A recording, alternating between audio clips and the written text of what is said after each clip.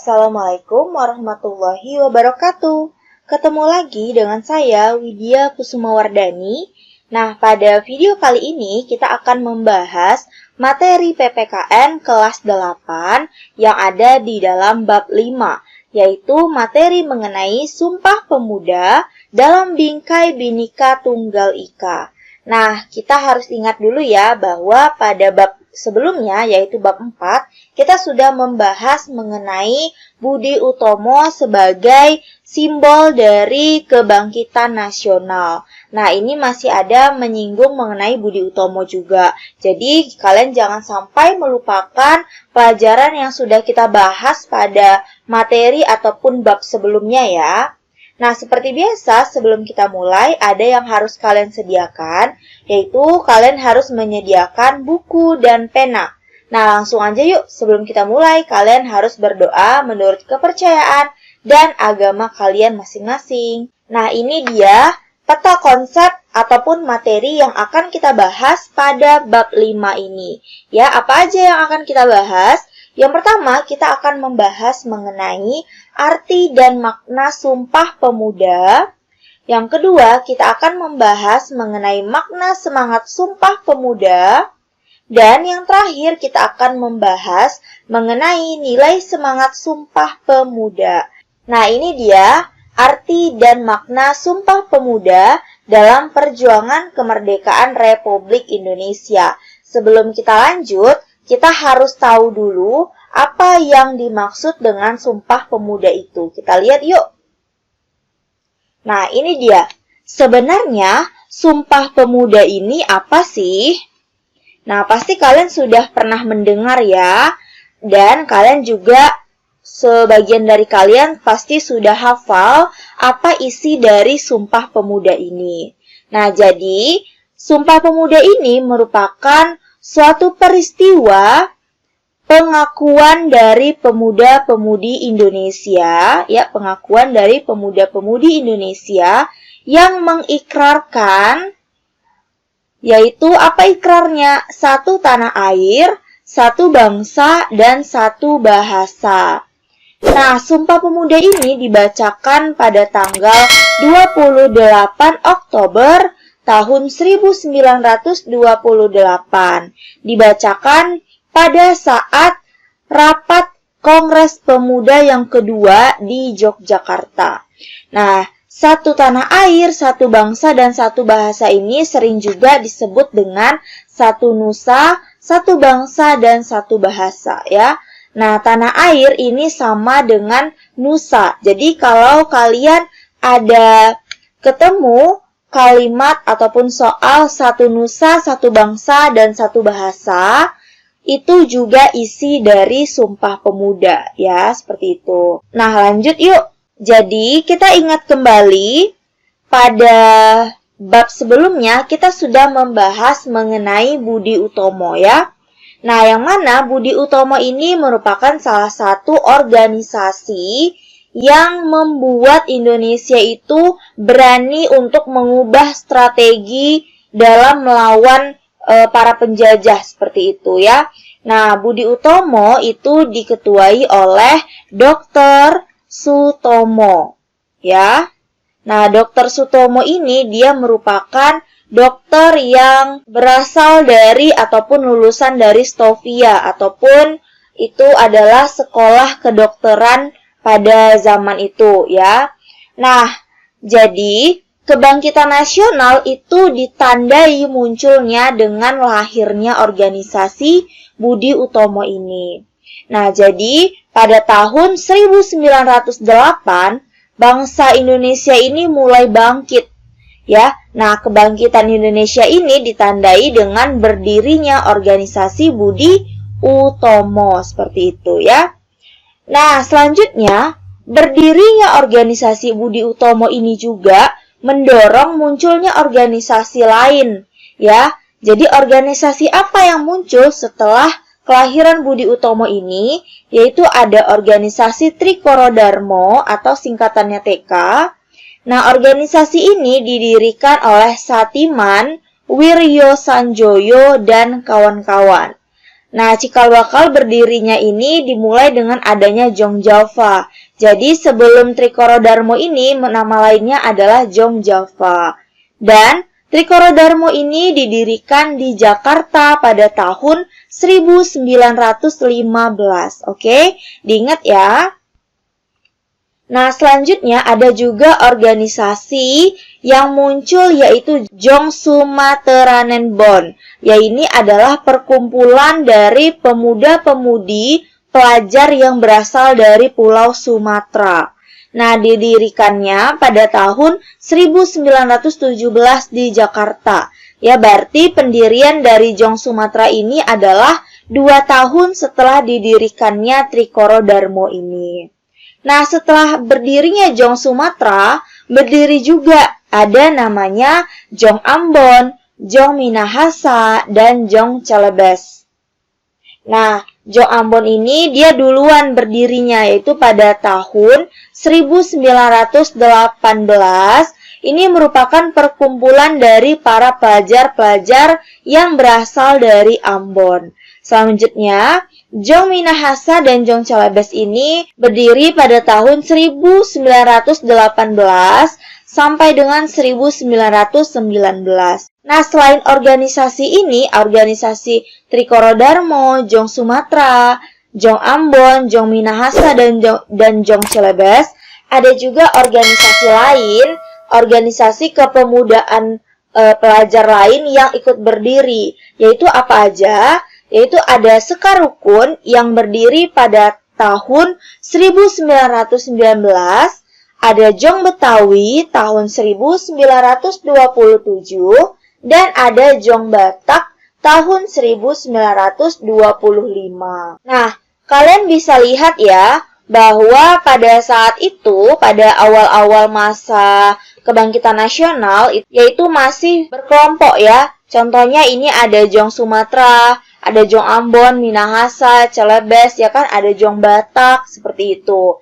Nah, munculnya Sumpah Pemuda inilah berguna untuk menyatukan keseluruhan pemuda-pemudi Indonesia ini ya, baik itu yang berasal dari Jawa, baik yang berasal dari Sumatera, dari Ambon, dari Minahasa, dari Batak, dan dari Betawi, dan pulau-pulau lainnya yang tidak saya sebutkan pada penjelasan materi ini, seperti itu. Sekarang kita lanjut. Kita akan membahas mengenai sejarah dari Sumpah Pemuda itu. Ya, nah bagaimana Sumpah Pemuda itu bisa lahir? Nah, kita akan membahas pada video kali ini. Jadi, Sumpah Pemuda itu diikrarkan para pemuda pada Kongres Pemuda yang kedua. Kalian ingat bahwa untuk melahirkan Sumpah Pemuda ini telah dilakukan 2 kali kongres. Ya, ada Kongres Pemuda yang pertama dan ada Kongres Pemuda yang kedua. Nah, Sumpah Pemuda ini lahir pada Kongres Pemuda yang kedua. Itu dilaksanakan di Yogyakarta pada tanggal 28 Oktober tahun 1928. Nah, makanya kita memperingati Hari Sumpah Pemuda itu pada tanggal 28 Oktober, seperti itu. Nah, selanjutnya Sumpah Pemuda ini erat banget kaitannya dengan PPPI, ya, yaitu Perhimpunan Pelajar-Pelajar Indonesia. Nah, yang mana Perhimpunan Pelajar-Pelajar Indonesia ini mereka memiliki satu tujuan. Ya, apa tujuan mereka? Mereka ini memiliki tujuan untuk mempersatukan bangsa Indonesia. Nah, dengan adanya tujuan tersebut, nah muncullah suatu ide untuk melaksanakan kongres. Nah, ide pertama itu, ataupun kongres pertama itu, dilaksanakan pada tanggal 15 November tahun 1925. Ya, jadi kalau ditanya kapan proses pembentukan panitia Kongres Pemuda yang pertama, yaitu pada tanggal 15 November tahun 1925, seperti itu ya. Nah, jadi cikal bakal lahirnya Sumpah Pemuda ini dari mana? Dari organisasi PPPI, yaitu Perhimpunan Pelajar-Pelajar Indonesia, yang mana mereka ini memiliki tujuan untuk mempersatukan Indonesia, seperti itu ya. Nah, mungkin sampai sini dulu informasi yang bisa saya sampaikan. Pada pertemuan video selanjutnya, kita akan membahas dan mengupas tuntas mengenai Kongres Pemuda yang pertama dan Kongres Pemuda yang kedua. Ya, untuk kali ini kita perkenalan dulu mengenai apa itu Sumpah Pemuda dan bagaimana awal mulanya muncul Sumpah Pemuda itu. Nah, Sumpah Pemuda ini telah melakukan kongres sebanyak 2 kali. Nah, kongres yang pertama kita akan bahas dulu ya. Kongres yang pertama ini dilaksanakan di Jakarta pada tanggal 30 April sampai dengan 2 Mei tahun 1926. Nah, yang mana yang menjadi ketua pada Kongres Pemuda pertama ini adalah M. Tabrani, seperti itu ya. Setelah itu, kita di sini lihat apa tujuan diadakannya Kongres Pemuda yang pertama ini ya. Tujuan diadakannya Kongres Pemuda yang pertama ini yaitu membentuk badan sentral, memajukan paham kesejahteraan, dan mempererat hubungan antara semua perkumpulan pemuda kebangsaan ya. Nah, yang mana kita tahu pada saat itu banyak sekali kumpulan-kumpulan ataupun organisasi-organisasi pemuda antar daerah ya.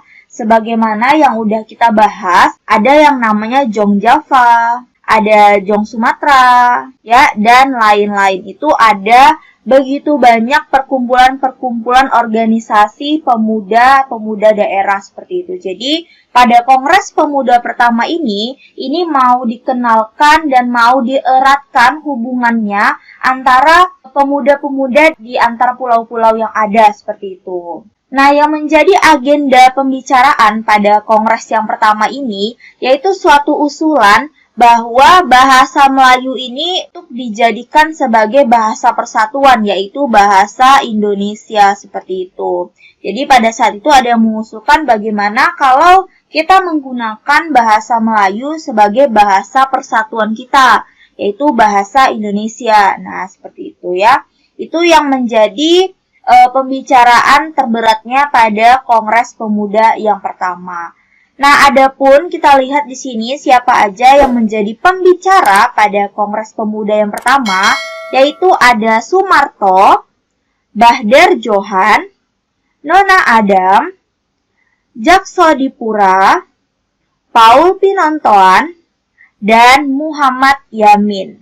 Ini merupakan beberapa orang yang menjadi pembicara pada Kongres Pemuda yang pertama. Nah, ke-6 orang ini memiliki topik pembicaraan yang berbeda-beda ya.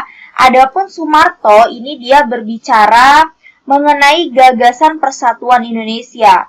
Nah, jadi di sini dia memberikan pandangannya terhadap pentingnya persatuan Indonesia. Kenapa sih kita harus melaksanakan dan merebut suatu persatuan itu seperti itu? Itu merupakan gagasan yang dikeluarkan oleh Sumarto. Sementara Bahder Johan ini, dia berbicara mengenai kedudukan wanita dalam masyarakat Indonesia. Peran-peran wanita dalam masyarakat Indonesia itu harusnya bagaimana seperti itu ya. Nah, selanjutnya Nona Adam ini juga masih berbicara mengenai wanita. Dia berbicara mengenai kedudukan kaum wanita. Nah, kalau tadi Bahder Johan ini dia berbicara mengenai kedudukan wanita dalam masyarakat. Nah, kalau Nona Adam ini dia berbicara mengenai kedudukan kaum wanitanya, seperti itu. Nah, selanjutnya, Jaksodipura dia berbicara mengenai rapak lumuh. Paul Pinontoan berbicara mengenai tugas agama di dalam pergerakan nasional ya. Jadi, sebagaimana yang kita ketahui bahwa kemerdekaan kita ini tidak terlepas dari unsur agama, ya kan? Unsur spiritual seperti itu ya. Jadi, kalau kita berbicara juga mengenai makna dari proklamasi itu ada makna yang dilihat berdasarkan spiritualnya ataupun pandangan spiritualnya seperti itu. Nah, selanjutnya Muhammad Yamin ini dia berbicara mengenai kemungkinan perkembangan bahasa-bahasa dan kesastraan Indonesia di masa yang mendatang. Seperti itu ya. Jadi Muhammad Yamin ini dia berbicara masih bertitik tumpu kepada agenda pembicaraan yang ada pada saat itu, yaitu mengenai usulan bahasa Melayu yang akan dijadikan sebagai bahasa Indonesia, seperti itu. Nah, kita lihat lagi Kongres Pemuda yang kedua. Nah, ini dia Kongres Pemuda yang kedua. Tadi kita sudah membahas mengenai Kongres Pemuda yang pertama, yaitu membicarakan mengenai usulan bahasa Melayu yang akan dijadikan sebagai bahasa persatuan, yaitu bahasa Indonesia. Nah, sekarang kita masuk ke Kongres Pemuda yang kedua. Ya, sebelumnya kita harus tahu dulu bahwa Kongres Pemuda yang kedua ini dibagi menjadi 3 tahap. Ya, nah dibagi menjadi 3 tahap yang mana setiap tahap ini memiliki tempat yang berbeda-beda dan hari yang berbeda pula.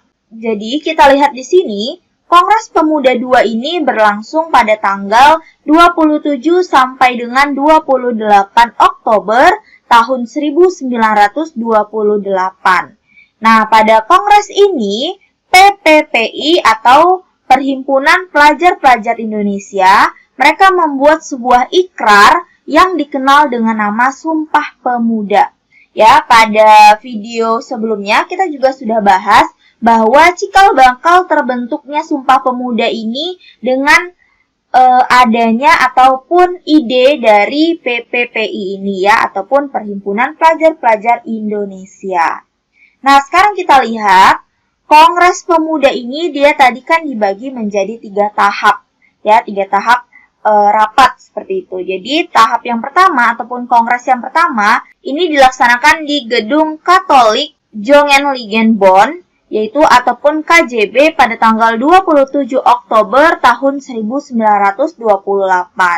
Nah, keesokan harinya dilakukan lagi rapat Kongres Pemuda yang kedua ini dengan agenda di Gedung Java Bioskop ya. Itu pada tanggal 28 Oktober 1928 dan pada tanggal 28 Oktober ini dilakukan 2 kali sidang ataupun 2 tahap persidangan, yaitu ada di Gedung Java Bioskop dan ada di Gedung Indonesia Club Gebau. Nah, selanjutnya kita lihat apa aja yang dibahas pada setiap tahap Kongres Pemuda yang kedua ini. Nah, ini dia. Tahap yang pertama ya, ataupun rapat yang pertama itu dilakukan di Gedung KJB. Nah, pada hari itu, Ketua PPPI ataupun Persatuan Pelajar-Pelajar Indonesia yang bernama Sugondo Jojo Puspito, dia ditunjuk sebagai ketua dalam rapat hari itu. Ya, nah, Sugondo ini berharap kongres ini dapat memperkuat semangat persatuan dalam sanubari para pemuda. Nah, yang mana tadi kita sudah tahu bahwa pada saat itu banyak organisasi-organisasi pemuda antar daerah. Nah, yang mana dengan diadakannya rapat ini bisa memberikan semangat persatuan di antara organisasi-organisasi pemuda daerah tersebut, seperti itu ya. Nah, selanjutnya Muhammad Yamin berpendapat tentang arti dan hubungan persatuan pada saat itu. Nah, menurut Muhammad Yamin ini ada 5 faktor yang bisa memperkuat persatuan Indonesia. Ya, faktor apa aja itu menurut Muhammad Yamin? Yaitu ada faktor sejarah, faktor bahasa, faktor hukum adat, faktor pendidikan, dan faktor kemauan. Nah, jadi kalau kita mau membuat satu persatuan, kita harus mengakses ataupun menyentuh keseluruhan faktor ini ya, dari mulai faktor sejarah sampai faktor kemauan ini ya. Kemauan ini juga sangat penting dilihat dari unsur mau tidaknya kita bersatu, seperti itu ya. Kita lihat dampak positif dan negatifnya jika kita bersatu, seperti itu. Pasti lebih banyak dampak positifnya kan. Nah, selanjutnya kita lihat lagi rapat yang kedua. Nah, ini rapat yang kedua itu diadakan di Gedung Java Bioskop ya, pada tanggal 28 Oktober. Nah, Jadi pada rapat kedua kali ini dia membahas mengenai masalah pendidikan. Tadi rapat pertama membahas mengenai persatuan ya. Nah, ada dua pembicara pada rapat kedua kali ini, yaitu Purnomo Wulan dan Sarmidi Mangunsarkoro. Jadi mereka ini berpendapat bahwa setiap anak ini harus mendapatkan pendidikan kebangsaan. Ya, harus pula ada keseimbangan antara pendidikan di sekolah dan di rumah. Jadi menurut dia ini pendidikan itu sangat penting. Jadi selain harus mendapatkan pendidikan di sekolah, harus ada juga pendidikan di rumah. Karena tidak bisa hanya mengandalkan pendidikan yang ada di sekolah itu. Karena konsep dari belajar itu adalah pembelajaran sepanjang hayat. Baik di sekolah, di rumah, maupun di kehidupan, pasti adanya proses pembelajaran itu tetap berjalan seperti itu. Nah, selanjutnya juga menurut mereka bahwa anak-anak di Indonesia ini harus mendapatkan pendidikan kebangsaan. Nah, apa gunanya pendidikan kebangsaan ini? Untuk menumbuhkan rasa cinta terhadap tanah air, seperti itu. Sehingga adanya rasa kepemilikan terhadap negara ini, seperti itu ya. Nah, sekarang kita lihat lagi rapat yang ketiga. Nih, rapat yang ketiga itu dilaksanakan di gedung Indonesic Club Gebau ya. Nah, pada rapat ketiga ini, Sunario dan Ramelan menyampaikan aspirasinya. Jadi, yang pertama, Sunario ini dia menjelaskan pentingnya nasionalisme dan demokrasi selain gerakan kepanduan ataupun kebersamaan. Gerakan kepanduan ini seperti kayak gerakan kepramukaan seperti itu ya. Jadi menurut Sunario, selain dari gerakan kepanduan itu, nasionalisme dan demokrasi ini sangat penting juga untuk pembangunan persatuan Indonesia seperti itu. Nah, sedangkan menurut Ramelan, dia mengatakan bahwa gerakan kepanduan ini tidak bisa dipisahkan dari pergerakan nasional seperti itu. Jadi pergerakan nasional ini erat kaitannya dengan gerakan kepanduan. Nah, seperti itu. Nah, selanjutnya, sebelum Kongres ketiga ini ditutup, pada saat itu dikumandangkannya lagu Indonesia Raya, ciptaan W.R. Supratman. Nah, jadi, lagu Indonesia Raya, ciptaan W.R. Supratman, itu pertama kali diperdengarkan, itu pada Kongres Pemuda yang kedua, pada rapat yang ketiga. Itu pertama kalinya lagu Indonesia Raya ini diperdengarkan di khalayak ramai seperti itu ya. Nah, selanjutnya Kongres Pemuda kedua ini dia menghasilkan sebuah keputusan berupa suatu ikrar ya, yang mana ikrar tersebut akan menjiwai setiap perkumpulan Indonesia di masa yang akan datang. Nah, hasil ikrar tersebut hasilnya itu adalah Sumpah Pemuda yang berisi yang pertama, kami putra dan putri Indonesia mengaku bertumpah darah yang satu, tanah air Indonesia. 2. Kami putra dan putri Indonesia mengaku berbangsa yang satu, bangsa Indonesia. 3. Kami putra dan putri Indonesia menjunjung bahasa persatuan, bahasa Indonesia. Nah, ini merupakan hasil yang disepakati ataupun hasil yang keluar dari diadakannya Kongres Pemuda yang kedua ya, yaitu hasilnya berupa ikrar Sumpah Pemuda. Jadi kalau ditanya Sumpah Pemuda itu lahir dari Kongres Pemuda yang keberapa, yaitu Sumpah Pemuda lahir dari Kongres Pemuda yang kedua. Seperti itu ya. Pada video sebelumnya kita sudah bahas bahwa Sumpah Pemuda ini lahir pada Kongres Pemuda yang kedua. Ya, yang mana Kongres Pemuda yang kedua ini dia dilakukan ada 3 tahap ya, 3 tahap persidangan. Jadi Kongres Pemuda yang kedua ini melahirkan Sumpah Pemuda pada tahap persidangan yang terakhir. Nah, selanjutnya Sumpah Pemuda ini memiliki 3 ikrar, yaitu ikrar mengenai tanah air ya ataupun nusa, selanjutnya mengenai bangsa, dan yang terakhir mengenai bahasa. Nah, pada sidang ataupun Kongres Sumpah Pemuda yang pertama, itu bahasa Melayu pernah dicanangkan menjadi bahasa persatuan seperti itu. Tapi tidak jadi. Nah, jadi bahasa Indonesia lah yang tetap dijadikan sebagai bahasa persatuan negara kita ini, seperti itu. Nah, kita bahas yuk arti dan makna Sumpah Pemuda ini. Kita mulai dari ikrar yang pertama, yaitu Satu Nusa. Nah, Sumpah Pemuda pada ikrar pertama ini berbunyi, kami putra dan putri Indonesia mengaku bertumpah darah yang satu, tanah air Indonesia. Nah, maksudnya apa dari ikrar Sumpah Pemuda yang pertama ini? Ini berarti konsep tanah air yang ada di dalam ikrar tersebut ini berarti pulau, ya. Jadi, wilayah yang dilambangkan untuk disatukan dalam konsep ini adalah wilayah pulau-pulau yang tadinya bernama Hindia Belanda, seperti itu.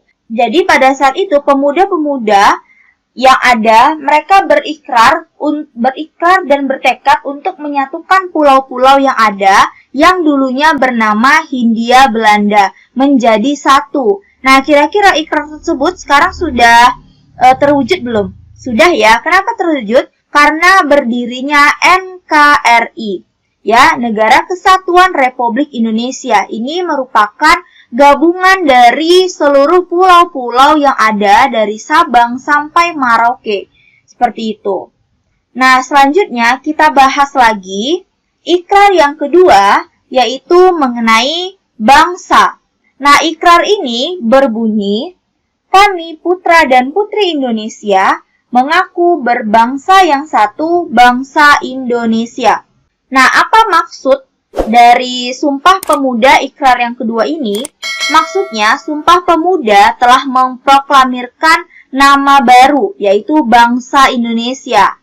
Nah, ini adalah awal mula rasa nasionalisme sebagai satu bangsa itu ada. Karena yang diidentikan dengan bangsa ini merupakan satu kesatuan suku-suku yang ada di Indonesia, ataupun suku, adat, dan kebudayaan yang ada di Indonesia itu disatukan menjadi satu. Itu bernama bangsa. Jadi pada saat itu, karena banyaknya organisasi-organisasi pemuda daerah, dan pada saat itu belum bersatu juga daerah-daerah yang ada di Indonesia, maka para pemuda-pemudi pada saat itu bertekad untuk menyatukan daerah-daerah tersebut. Sehingga persatuan tersebut membuat nama baru, yaitu nama bangsa Indonesia, seperti itu. Nah, terciptanya bangsa Indonesia ini merupakan sebagai tanda awal mula rasa nasionalisme ini ada, ya. Rasa nasionalisme ini sebagai negara kesatuan itu ada, seperti itu. Jadi pada saat itu sudah muncul suatu rasa bahwa kita ini merupakan satu bangsa, sehingga kita harus saling melindungi, ya, dan saling mendukung satu sama lain. Jadi tidak ada lagi yang namanya konsep kedaerahan. Karena pada sebelum itu, kita ini masih berjuang dan mendukung daerah-daerah sendiri, seperti itu. Nah, jadi karena sudah lahirnya konsep bangsa Indonesia, jadi kita sudah memiliki rasa persatuan dan nasionalisme ini begitu erat, seperti itu, ya. Nah, yang terakhir itu ada satu bahasa. Ya, ini yang terakhir. Apa bunyi ikrar Sumpah Pemuda yang ketiga ini? Yaitu, kami putra dan putri Indonesia menjunjung bahasa persatuan bahasa Indonesia. Nah, maksudnya apa? Di sini bahasa Indonesia dijadikan sebagai sarana pemersatu bangsa. Dengan bahasa Indonesia, kita bisa berkomunikasi dengan saudara dari suku bangsa yang lain. Nah, jadi karena Indonesia memiliki suku bangsa dan bahasa yang begitu banyak, maka disepakatilah kita harus memiliki bahasa persatuan untuk menghubungkan antara suku bangsa yang satu dengan suku bangsa yang lainnya, sehingga tidak terjadi miskomunikasi saat berinteraksi dengan suku yang lainnya. Nah, dipilihlah bahasa Indonesia itu sebagai bahasa persatuan untuk memudahkan kita berkomunikasi dengan suku bangsa yang lainnya, di luar dari suku bangsa yang kita anut, seperti itu ya. Nah, ini merupakan arti dan makna dari Sumpah Pemuda ini. Kalian juga harus ingat bahwa satu nusa, satu bangsa, dan satu bahasa itu merupakan konsep dari Sumpah Pemuda. Jadi, kalau kita berbicara mengenai satu nusa, satu bahasa, dan satu bangsa, ini juga merupakan konsep dari Sumpah Pemuda ini. Jadi yang dimaksud dengan Sumpah Pemuda itu tidak harus menyebutkan keseluruhan ikrar yang lengkap itu. Tapi kalau kita sudah bermaksud berbicara mengenai satu nusa, satu bangsa, dan satu bahasa, itu juga termasuk dari Sumpah Pemuda, seperti itu. Ataupun singkat, ataupun inti dari ikrar Sumpah Pemuda seperti itu. Tapi kalau kita berbicara mengenai secara lengkapnya, kalian berarti harus menyebutkan konsep dari ikrar Sumpah Pemuda secara keseluruhannya seperti itu ya. Nah, ini dia beberapa nilai semangat perjuangan dalam peristiwa Sumpah Pemuda. Ya, sekarang yang pertama kita akan membahas mengenai nilai patriotisme dan nasionalisme dulu. Ya, patriotisme dan nasionalisme ini merupakan dua konsep yang berbeda. Ya, apa konsep dari patriotisme ini? Patriotisme ini dia rela berkorban. Nah, sementara nasionalisme ini merupakan konsep cinta tanah air. Nah, kira-kira antara patriotisme dan nasionalisme ini, mana yang duluan muncul dalam diri seorang individu? Nah, yang duluan muncul itu merupakan rasa nasionalisme dulu. Ya, jadi kita harus memiliki rasa cinta dulu terhadap sesuatu. Dalam hal ini yaitu rasa cinta kita terhadap bangsa ini. Sehingga dengan adanya rasa cinta kita terhadap bangsa dan negara ini, pasti kita memiliki semangat dan rela berkorban untuk menjaga dan mempertahankan negara dan bangsa ini. Seperti itu. Jadi setelah munculnya rasa nasionalisme, baru akan muncul secara otomatis rasa patriotisme ini. Seperti itu ya. Jadi konsep patriotisme dan nasionalisme ini merupakan konsep yang berbeda. Jadi, kalian harus tahu ya bahwa patriotisme ini adalah rasa rela berkorban, sementara nasionalisme ini merupakan rasa cinta tanah air. Seperti itu ya. Nah, yang kedua itu nilai persatuan dan kesatuan. Nah, jadi pada peristiwa Sumpah Pemuda, itu para pemuda yang berasal dari berbagai macam daerah di Indonesia bersatu untuk meraih kemerdekaan. Ya, jadi mereka sepakat untuk melakukan suatu persatuan ya, mereka bersatu untuk meraih kemerdekaan. Jadi pada saat itu mereka sudah tidak lagi memandang asal daerah dan latar belakang budaya daerah mereka. Seperti itu. Jadi kalau misalnya masih ada rasa iri dan rasa pandang-pandangan yang negatif terhadap daerah-daerah yang ada pada saat itu, pasti tidak akan muncul persatuan dan kesatuan kan? Nah, seperti itu. Nah, jadi melalui penyatuan organisasi dan perkumpulan para pemuda di Indonesia menjadi satu kesatuan, mereka tidak lagi membawa kepentingan organisasi masing-masing. Nah, kalian ingat pada saat itu banyak muncul organisasi-organisasi pemuda antar daerah ya. Nah, jadi mereka sudah sepakat untuk melakukan suatu persatuan dan kesatuan sehingga tidak lagi membawa kepentingan-kepentingan daerah.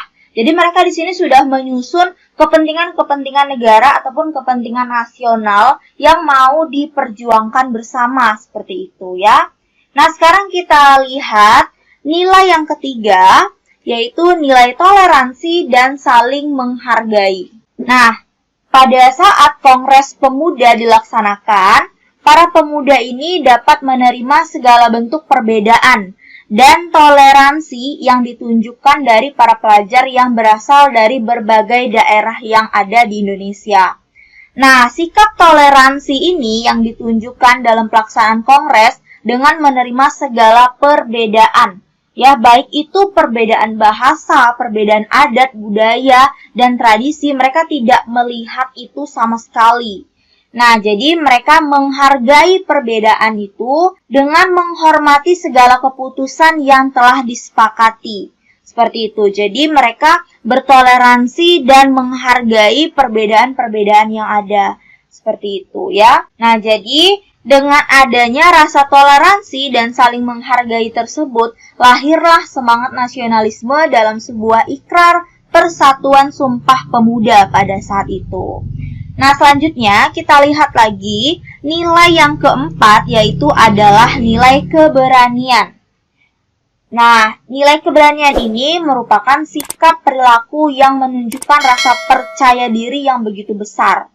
Nah, jadi keberanian ini berarti tidak khawatir terhadap resiko yang akan dihadapi. Nah, jadi bentuk keberanian yang ditunjukkan oleh pemuda pada saat Sumpah Pemuda ini adalah mereka tetap melaksanakan Kongres Pemuda pada saat itu, walaupun bangsa Indonesia berada di bawah penjajahan kolonial.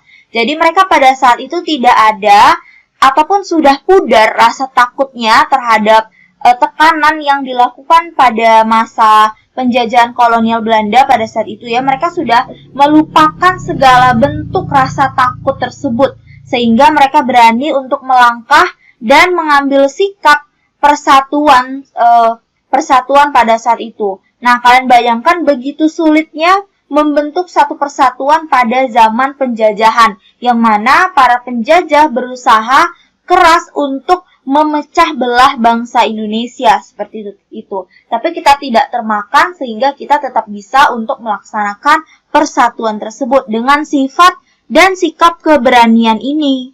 Nah, bayangkan bagaimana jadinya jika para pemuda dan pemudi Indonesia pada saat itu tidak memiliki keberanian. Nah, kira-kira bagaimana? Nah, selanjutnya kita masuk ke nilai semangat yang kelima, yaitu mengutamakan kepentingan bersama. Nah, pada Kongres Sumpah Pemuda ini, para anggota Kongres tidak mementingkan kepentingan pribadi atau kepentingan masing-masing perkumpulan daerahnya. Jadi mereka lebih mengutamakan kepentingan bersama, yaitu untuk mewujudkan semangat persatuan. Ya, mereka lebih mementingkan kepentingan bersama dibandingkan kepentingan kelompok ataupun kepentingan daerah-daerah dari mereka berasal.